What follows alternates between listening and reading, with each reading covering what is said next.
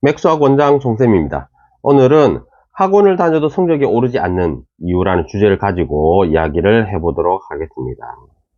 자, 먼저 성적, 그러니까 이제 실력을 말하는 거죠. 실력은 이런 겁니다.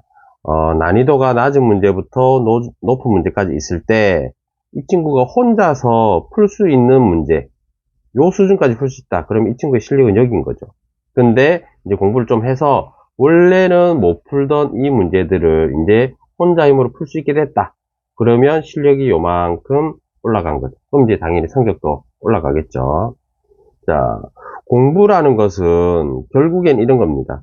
잘 배워서 그것을 자기 걸로 익히고, 그리고 익힌 것 중에 내가 아는 것과 모르는 것을 구분한 다음 이 모르는 것을 다시 배우는 그 과정을 반복하는 것.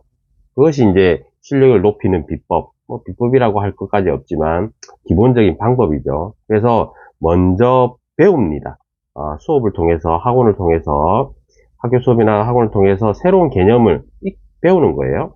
그러면 그 배운 내용을 자기 것으로 만드는 과정을 거치죠. 문제 풀기를 통해 가지고 개념을 문제에 활용하고 적용하는 법을 익힙니다. 그러면 익힌 내용들 중에서 아는 것과 모르는 것을 구분해서 모르는 것을 다시 배워서 알도록 하는 것. 이 과정을 충실히 잘 반복을 해야 된다는 거죠.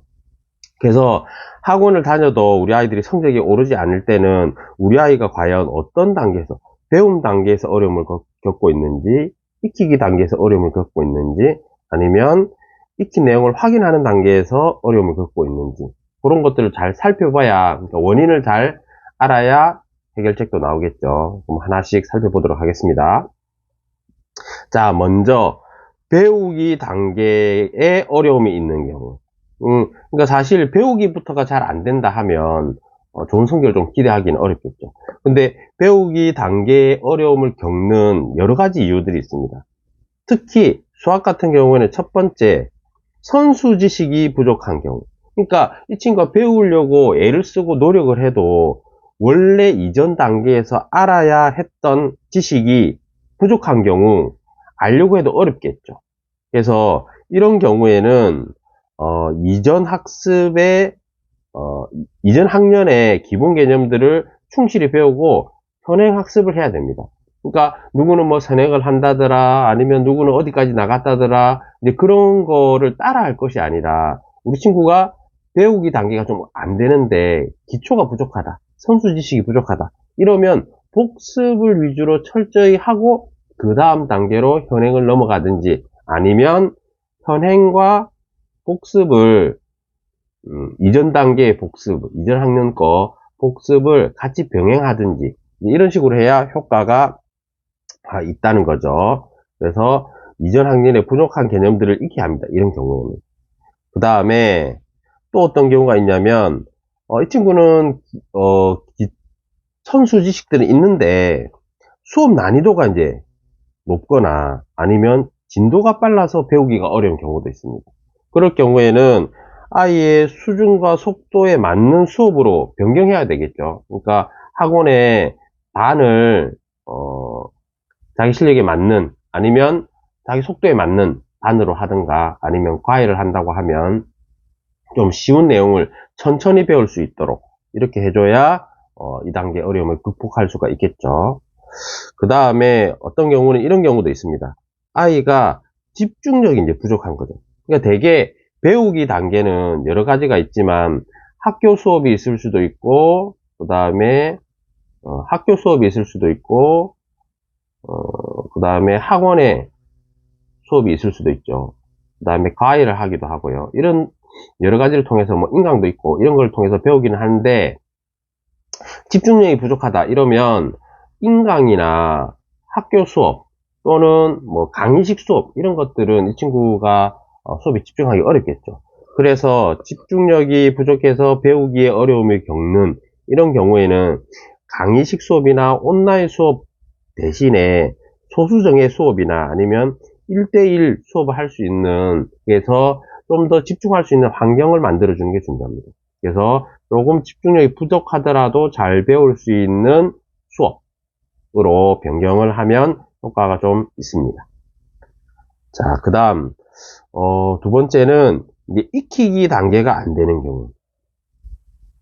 자, 이 경우는 배우는 거는 뭐 학원을 다니던 과외를 하던 뭐 학교 수업을 듣던 어느 정도 되는데 스스로 자기 것을 만드는 과정을 좀 소홀히 하는 거죠. 이런 경우도 보면 예를 들면 이런 경우가 있습니다. 공부에 대한 동기가 부족해서 익히기를 소홀히 하는 경우가 있겠죠. 그러니까 이 친구들은 뭔가를 해야 되겠다 이런 마음이 좀 부족한 거죠. 그래서 사실은 이 동기가 공부해야 되겠다는 동기가 만들어지면 참 좋은데 그게 사실은 쉽지가 않습니다.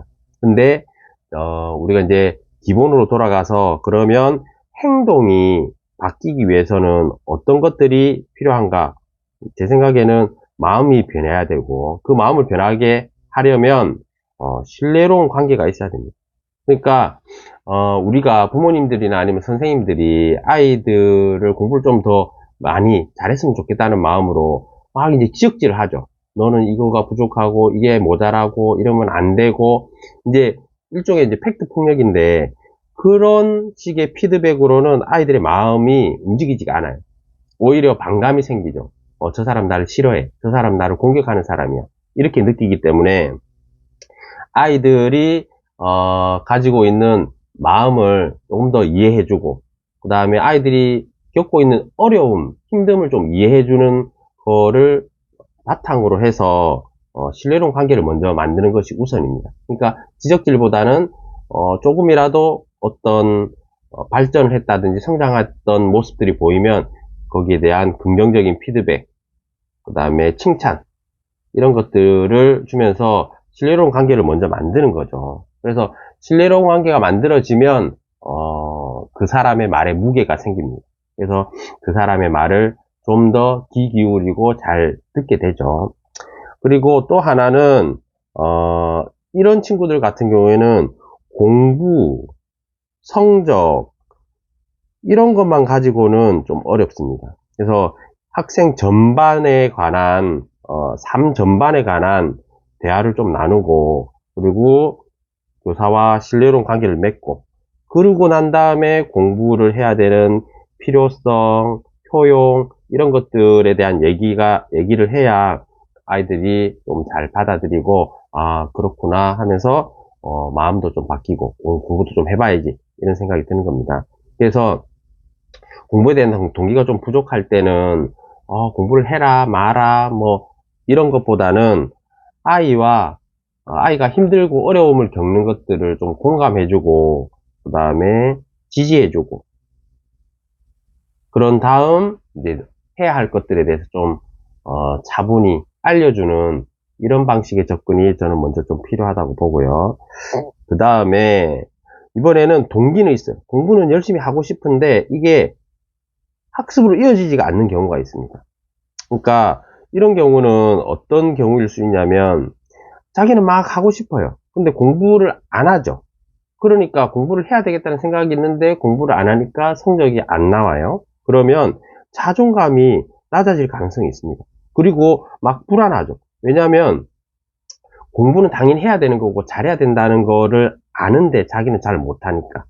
그래서 이런 경우에도 마찬가지로 이 친구들에게 공감과 지지를 좀 보내줘야 돼요. 그리고 장점을 잘 발견해서 칭찬해줘야 됩니다. 그러니까 이 친구들이 느끼는 불안감이 있죠.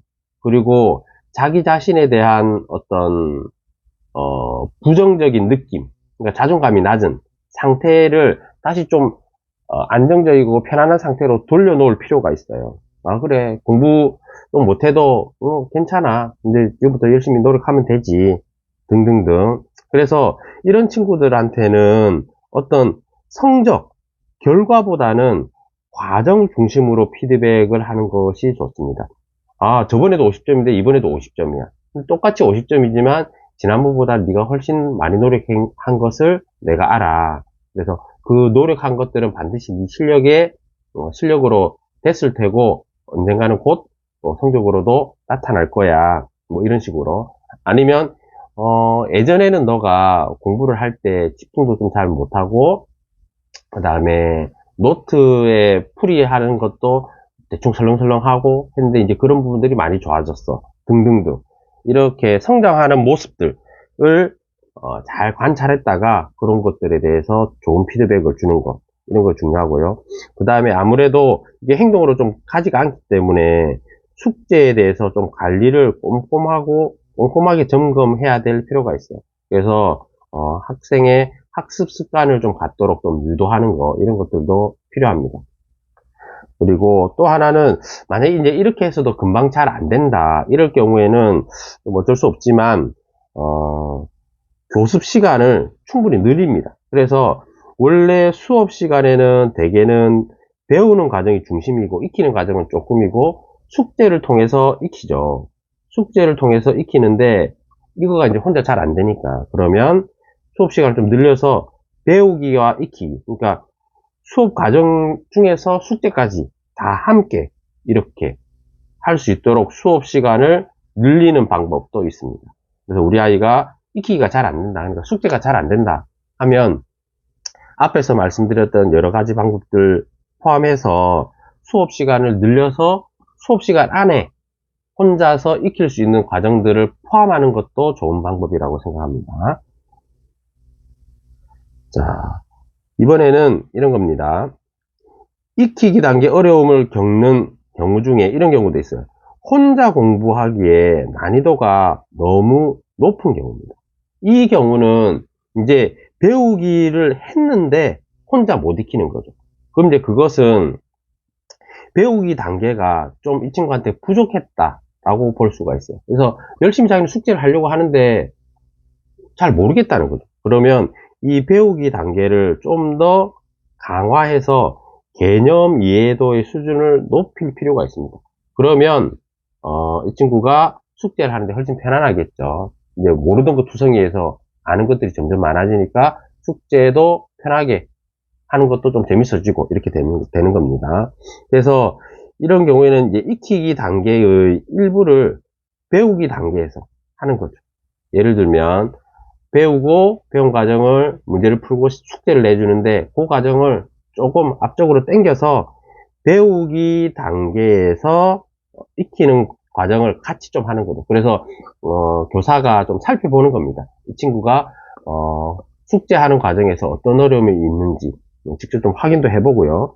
그리고 숙제의 난이도를 조금 낮추고 대신 양을 좀 늘리는 이런 방법도 효과가 있다고 생각합니다. 자, 이번에는 확인하고 다시 배우기 과정에 어려움을 겪는 경우가 있겠죠. 예를 들면 이런 경우가 있습니다. 숙제, 그러니까 문제 푸는 것만 충실히 하는 경우가 있어요. 이런 친구들은 숙제를 하면, 문제를 많이 풀으면 이게 이제 공부를 다 했다고 생각합니다. 그리고 나 열심히 했어, 이렇게 이제 생각하는 거죠. 그래서 이 친구들은 숙제하는 과정을 좀 봐야 됩니다. 그래서 숙제하는 과정에서 자기 스스로 힘으로, 혼자 힘으로 푸는지, 아니면 뭐 답지를 보면서 푸는지, 아니면 뭐 대충대충 답만 체크하고 넘어가는지, 이런 것들 좀 확인해야 됩니다. 그리고 이 친구들은 숙제를 왜 해야 되는지 잘 모르는 경우들이 있어요. 그러니까 숙제를 하는 이유는 틀린 문제를 발견해내고, 그리고 그 틀린 문제를 내가 혼자 스스로 풀 수 있도록 하려고 하는 거거든요. 그래서 오답풀이가 얼마나 중요한지, 오답풀이를 혼자 힘으로 할 수 있을 때 실력이 향상된다는 것, 이런 것들을 좀 알도록 알려주는 것이 필요합니다. 그래서 혼자 힘으로 틀린 문제를 풀 수 있도록 지도를 하고 꼼꼼하게 확인하고 체크하고 이런 과정들이 필요하고요. 그 다음에 또 어떤 경우는 학습량이 부족한 경우입니다. 그러니까 이 친구는 혼자 공부하는 시간이 좀 부족한 거죠. 그래서 숙제를 막 하는 거는 됩니다. 근데 숙제를 하기는 하는데 오답을 할 시간은 없다, 이렇게 생각합니다. 왜냐하면 문제를 푸는 것은 쭉쭉쭉쭉 풀려요. 뭐 맞든 틀리든. 그러면 성취감이 있는 거죠. 예를 들어서 30문제를 숙제를 했다. 이것을 예를 들어서 1시간에 걸쳐서 했다. 그러면 나 1시간 동안 30문제 풀었어, 이렇게 되는데 여기서 5문제를 틀렸어요. 그러면 이 틀린 문제를 다시 자기 걸로 만드는 데는 시간이 꽤 걸립니다. 뭐, 한 30분이 걸릴 수도 있고, 40분이 걸릴 수도 있고, 그러니까 30문제 할 때 1시간 동안 후다다다닥 했는데, 꼴랑교 5문제 하는데 30분이나 걸린다는 거죠. 그러니까 하기가 싫은 거죠. 그래서 이런 친구들 같은 경우에는, 오답을 할 수 있도록 충분히 학습 시간을 좀 늘려줄 필요가 있습니다. 그러려면, 교습 시간, 그러니까 배우는 시간, 익히는 시간을, 수업 시간을 좀 늘리는 거죠. 그래서 좀 늘려서 그 기간, 그 수업 안에서 배우기, 익히기, 오답풀이, 이런 것들을, 모두 할 수 있도록 하는 것도, 좀 효과가 있을 것 같고요. 또 이런 경우들도 있습니다. 어떤 경우는 풀었던 문제들을 다시 풀기 싫어하는 경우들이 있어요. 그러니까 이 친구들은, 한번 풀었던 문제들인데 이제 흔적이 있을 거 아닙니까? 문제집에. 그러면 싫어요. 지저분하고 보기 싫고. 그런 것도 있고, 이거 풀었는데 내가 알아! 이렇게 생각해서 안 푸는 경우들도 있거든요. 그래서 이런 경우에는, 같은 문제집을 2권을 사서, 틀린 문제, 또는 유사한 문제, 틀린 문제와 유사한 문제, 이런 것들 좀 모아가지고 다시 풀고, 그 다음에 풀이 과정을 노트에 적고, 그 다음에 문제집에는 오답만 표시하는, 이런 방법도 괜찮습니다. 그러면 문제집이 깨끗하니까 새로운 문제를 푸는 것 같은 느낌이 들죠. 지저분한 게 없으니까. 그리고 2권을 가지고 하기 때문에 한 권은 막 이렇게 막 이것저것 표시해 가면서 풀 수도 있습니다. 그런 장점이 있으니까 2권을 하는 경우, 이런 경우도 한번 생각해 보시면 좋을 것 같습니다. 자, 이제 네 번째 경우네요. 네 번째는 틀린 문제를 계속 틀리는 경우가 있습니다.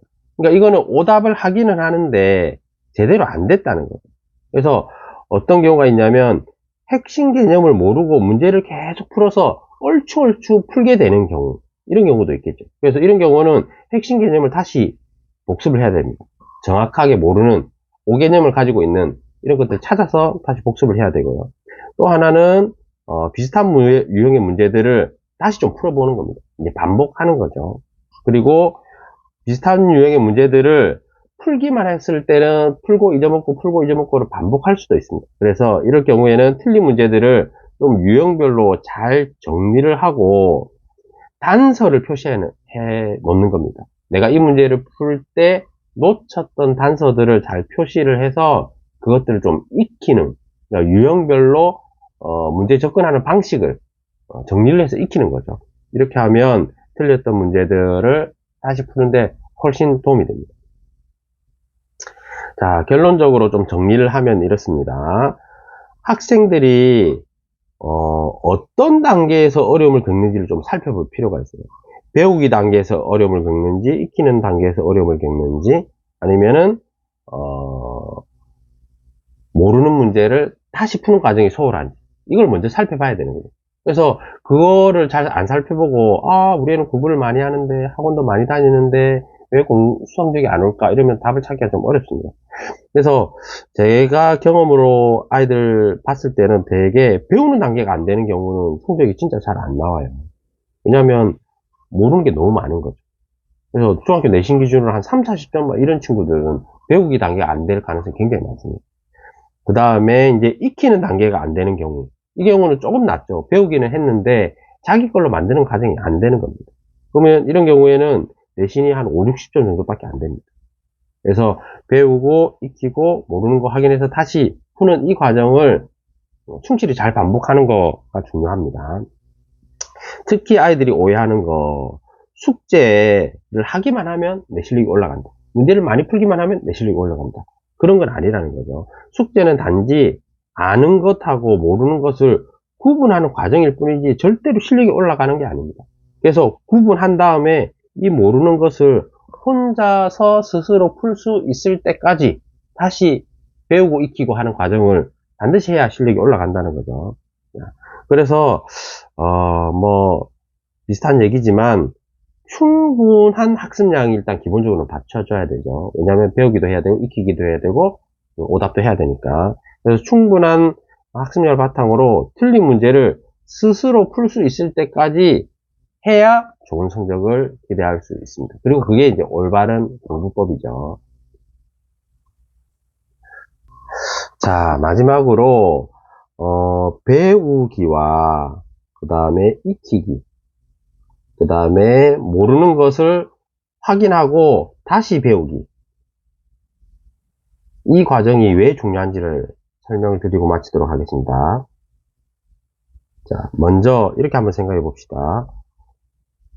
배우기 단계를 거친다. 그러면 이렇게 실력이 올라가겠죠. 그러고 나서 가만히 있으면 이렇게 잊어먹어집니다. 그렇겠죠. 공부를 하고 그 다음에 아무것도 안 하니까. 근데 배우기를 하고 이제 익히기를 하면 어떻게 되냐. 한번 배웠어요. 그리고 나서 이제 잊어먹으려고 할 때 다시 배우게 되면 이제 실력이 더 올라가겠죠. 2번 반복했습니다. 그리고 나서 내려갈 때는 앞에서 이렇게 내려갔던 이 기울기로 내려가지 않습니다. 왜냐하면 2번째 반복이기 때문에 이번에는 조금 잊어먹는 속도가 느려져요. 그리고 만약에 이번에 3번째로 틀린 문제를 다시 공부하는 것까지 했다. 그러면 1번, 2번 배웠고 그 다음에 3번째 이렇게 올라갔다가 내려올 때도 이번에는 이 각도로 떨어지지 않습니다. 더 천천히 떨어져요. 이렇게. 그래서 반복을 하게 되면 잊어먹는 속도, 그러니까 머리에 남아있는 양이 현저히 많다는 거죠. 천천히 잊어먹게 돼요. 그래서 배우기, 익히기, 그 다음에 확인하고 다시 배우기, 이 과정을 반복하는 것이 굉장히 중요하다는 말씀을 드립니다. 자, 오늘 말씀 여기서 마치도록 하겠습니다. 감사합니다.